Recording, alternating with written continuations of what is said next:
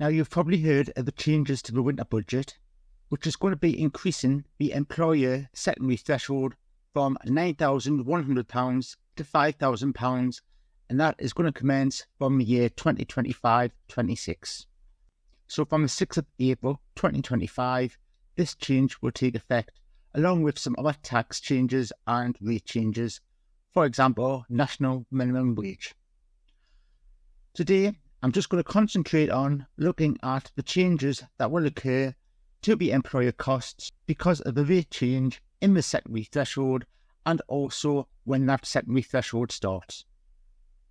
So I do have a weekly and a monthly example, and I'm just going to work through an example and show you how it will affect different individuals. So if we just concentrate on the top left hand side of the screen, which I will make a little bit bigger, we have a weekly employee. They are currently getting the standard personal tax code allowance at 1257L, giving them £12,570 per annum tax-free. This individual is receiving a £30,000 salary, so that's per year. And we have some other information. We have the weekly hours, which is 37, and that gives us an hourly rate. At present, the secondary threshold is £9,100. What that means is that the employer doesn't pay any national insurance for this employee until the £9,100 threshold, the secondary threshold, has been surpassed. This works out at £175 per week. £9,100 divided by 52 weeks in the year gives us £175. Anything above £9,100 is going to be applicable to a 13.8% national insurance charge. So when we are working through this, don't be confused with the employee contributions. This is something completely different. It's the employer aspect, and it is a cost to the business. So if we have the annual salary of £30,000, we divide that by 52, and it gives us a gross weekly pay of £576.92. So I've thrown in a little bit of red herring there by giving you a tax code. That is from the employee's point of view, so we don't need that. It's not information that we require. Same can be said for the hours and the rate. It would make a difference from the employee point of view and their payslip, but for the employer, we don't need that information. So we have a gross weekly pay of £576.92. The first £9,100 of that is at a rate of 0%, so there is no charge to pay. So that's £576.92. The first £9,100 per year, which is £175 per week, is not going to be applicable. So we minus 175. That means we are left with £401.92, which is going to be applied at a rate of 13.8%.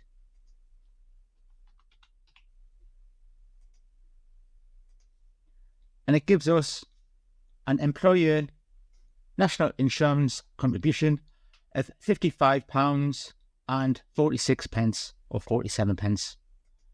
Again, there will be roundings. HMRC's NI tax tables will always override any calculations that I make on screen. It's just for demonstration purposes only. So that's how things stand at the moment. We'll have a look at this example again, but we'll move it on 1 year to 25-26. Again, we don't need this information in relation to the tax code, the hours and the rate. The salary has remained the same, but the changes are with regards to the secondary threshold. It was £9,100. It's now been reduced to £5,000.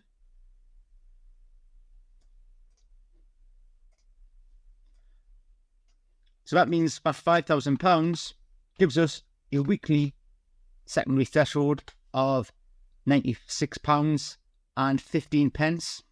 So that will be rounded to £96. And also there has been a change in the rate from 13.8% increasing to 15%. So the employer, because of this winter budget, has been hit by two changes. The lowering of the threshold, so when that individual is applicable to employer national contributions, and also an increase by 1.2% in the rate. So this lowering of the rate could start to capture new employees into the employer contributions.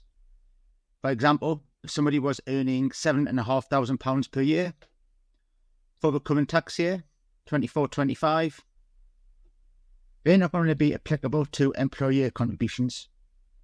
But from 25-26, they are going to be captured within the National Insurance employer contributions.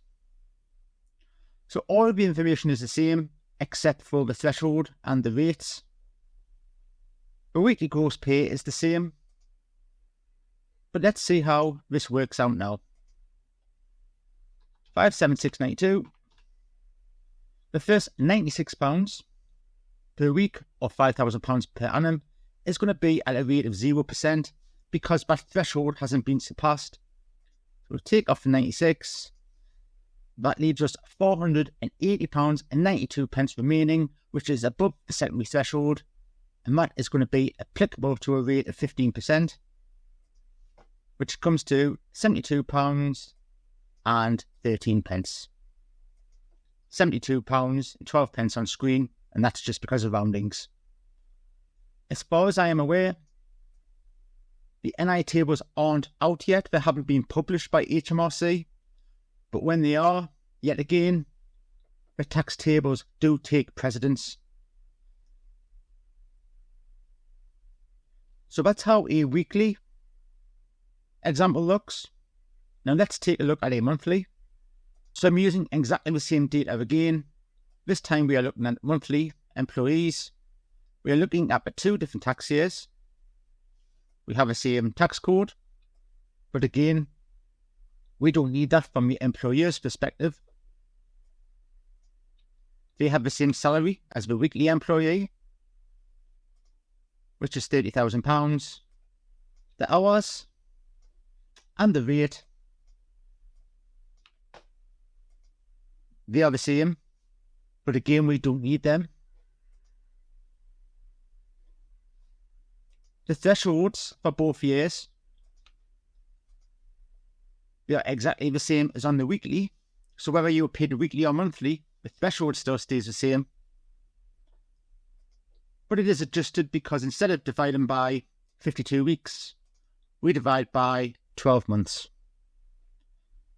So £9,100 threshold gives us £758 per month, and the 5,000 threshold for the year 25-26 is going to give us £417 per month.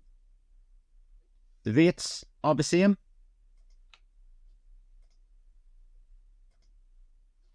I mean the same as the weekly example, but we have changed year on year.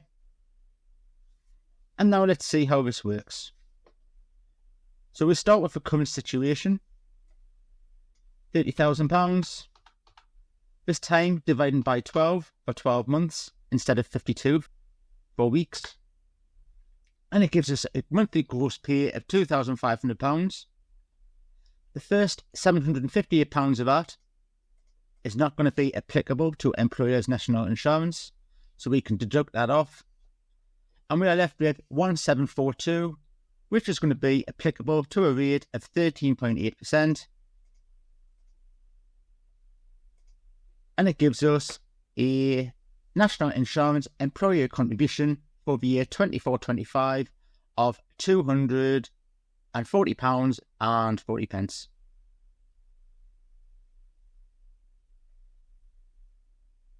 So again, a slight difference on screen, but that's just roundings.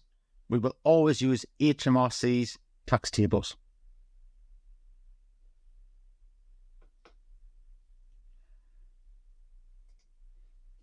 And we will take a look at the next year. So the gross monthly pay is exactly the same. Nothing is changing in the pay. It's only the NI that we are concentrating on looking at. This time, instead of the first £758 being free of national insurance, it's been reduced to £417 per month. And that's because the annual threshold, the secondary threshold, has been reduced.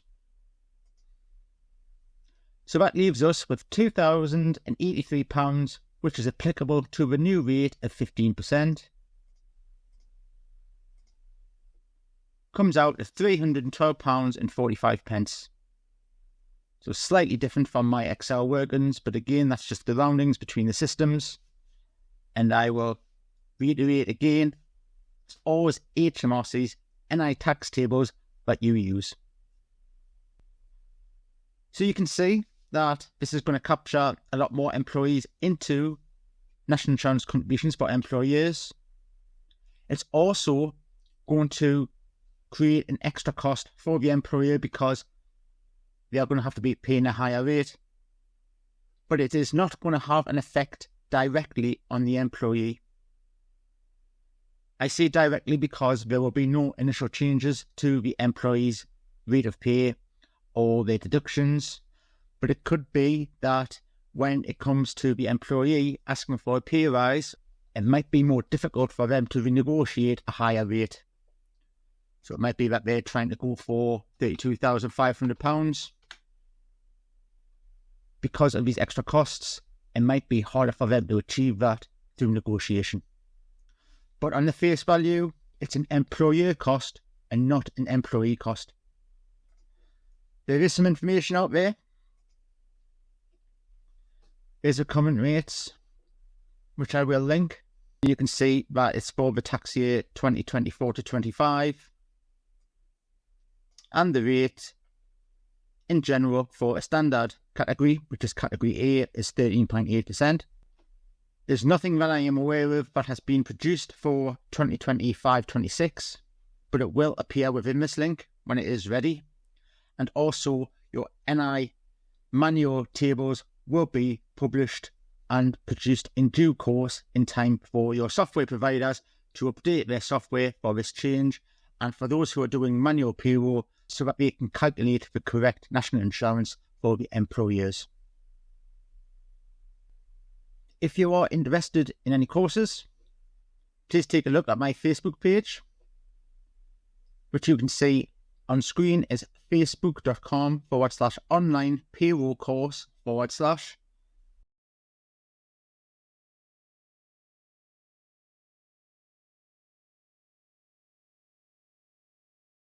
There are updates to legislation and payroll-specific topics, which I will post within this.